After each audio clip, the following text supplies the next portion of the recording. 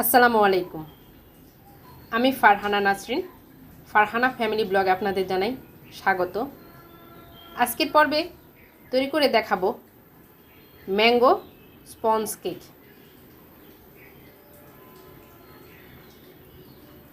চলুন তাহলে শুরু করি ম্যাঙ্গো স্পঞ্জ কেক বানানো।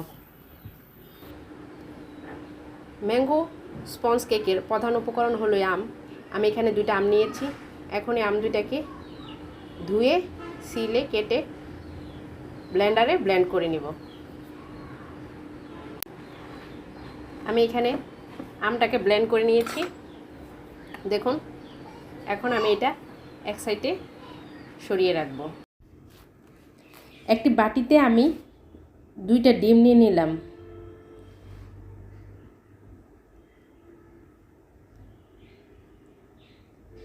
আর দিয়ে দিচ্ছি 1/3 কাপ পরিমাণ চিনি। আপনারা টেস্ট অনুযায়ী চিনি বাড়িয়ে কমিয়ে নিতে পারেন। ডিম আর চিনি ভালোভাবে আমি বিটার দিয়ে বিট করে নিচ্ছি, যতক্ষণ না পর্যন্ত চিনিগুলা ভালোভাবে গলে যাচ্ছে। এখন আমি একটা স্প্যাচুলার সাহায্যে আপনাদের দেখিয়ে দিচ্ছি, দেখুন এটা কত ফ্লাফি হয়েছে।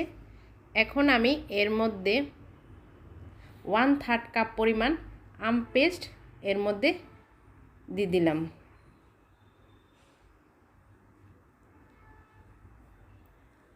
আমি আবার বিটার দিয়ে বিট করে নেব। দেখুন আমটাকে ভালোভাবে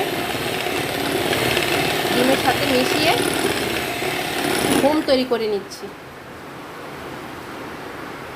এখন আমি এর মধ্যে শুকনো উপকরণগুলো মিশিয়ে নিচ্ছি। দিয়ে দিচ্ছি 1/2 কাপ পরিমাণ ময়দা, আর দিয়ে দিচ্ছি 1 চা চামচ পরিমাণ বেকিং পাউডার।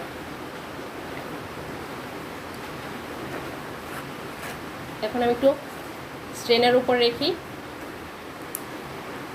চামচ দিয়ে নেড়ে নিচ্ছি। এখন এটাকে অল্প অল্প করে চালবো, আর একটা স্প্যাচুলা দিয়ে আমি এইভাবে এটাকে মিশিয়ে নিচ্ছি।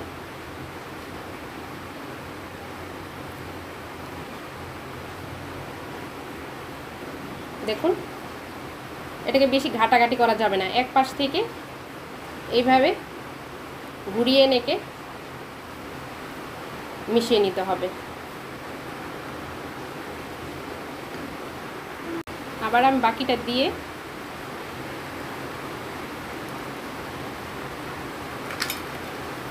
ভালোভাবে মিশিয়ে নিচ্ছি। এখন এর মধ্যে 2 টেবিল চামচ পরিমাণ লিকুইড দুধ দিয়ে দিলাম, গরুর দুধ। আর দিয়ে দিচ্ছি 2 টেবিল চামচ পরিমাণ রেগুলার রান্নার তেল।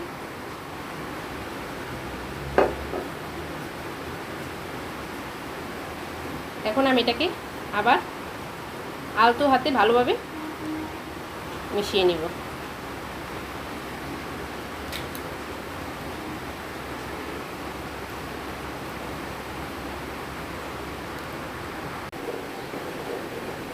আমের মিশ্রণটা রেডি হয়ে গেছে। এখন আমি যে মোল্ডে আমের মিশ্রণটি ঢালবো সে মোল্ডটাকে প্রস্তুত করে নিচ্ছি। এটাতে আমি কতটুকু তেল দিয়ে নিচ্ছি। এখন এটাকে ভালোভাবে ব্রাশ করে নিচ্ছি।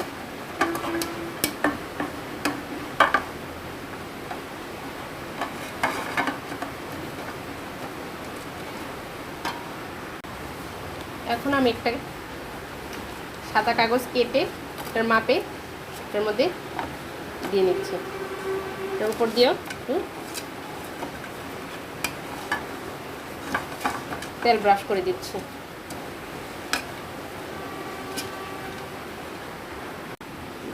এটার মধ্যে এখন আমের মিশ্রণ আমি ঢেলে দিচ্ছি।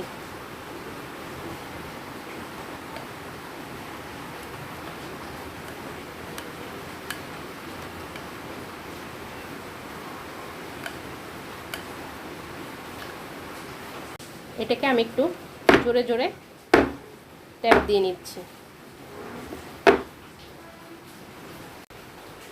চুলায় একটা হাঁড়ি বসিয়ে একে আমি ঢাকনা দিয়ে ঢেকে হাই হিটে 5 মিনিট এটাকে গরম করে নিয়েছি। এখন আমি এর মধ্যে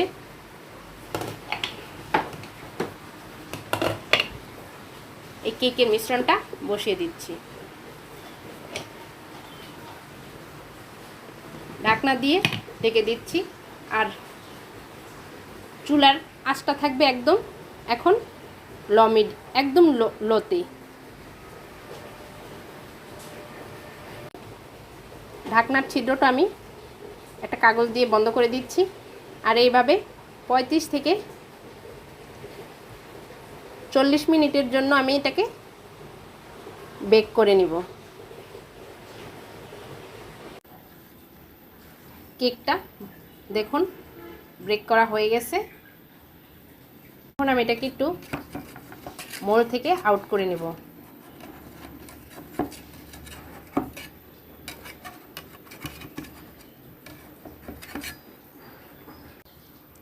দেখুন এটাকে আমি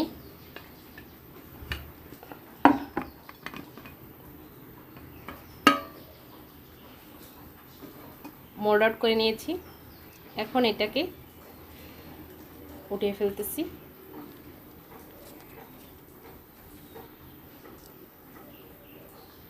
তৈরি হয়ে গেল ম্যাঙ্গো স্পঞ্জ কেক। আমি আপনাদের একটু কেটে দেখাচ্ছি এটা কীরকম হয়েছে। দেখুন